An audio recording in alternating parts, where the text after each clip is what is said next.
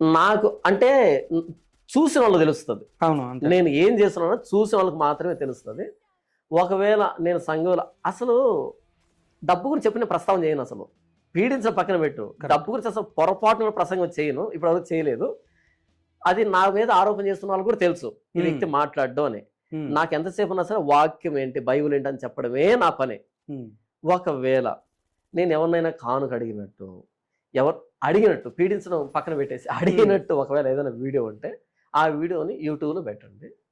అది పెట్టిన మరుక్షణమే నా 2 ఛానల్ క్లోజ్ చేసుకొని ఇంకేదైనా పని చేసుకుంటాం. ఇంతకు మించిన ఓపెన్ ఛాలెంజ్ ఎవడైనా చేస్తాడా? లేదా నా చర్చికి వచ్చేటువంటి మెంబర్స్ ఎవరైతే ఉంటారో వాళ్ళ దగ్గరికి వెళ్ళండి, వాళ్ళని ఇంటర్వ్యూ చేయండి. ఇదిగో ఈ వ్యక్తి ఇలా మమ్మల్ని డబ్బు అడుగుతున్నాడా, ఇంటర్వ్యూ చేయండి. ఒక్క వ్యక్తి చేత చెప్పిస్తే కనుక 2 ఛానల్ క్లోజ్ చేసి నేను ఇంకేదైనా పని చేసుకుంటాను. ఇంతకు మించిన ఓపెన్ ఛాలెంజ్ చేసేవాడు ఇంకెవడు ఉండడు. దీనికి గట్స్ కావాలి.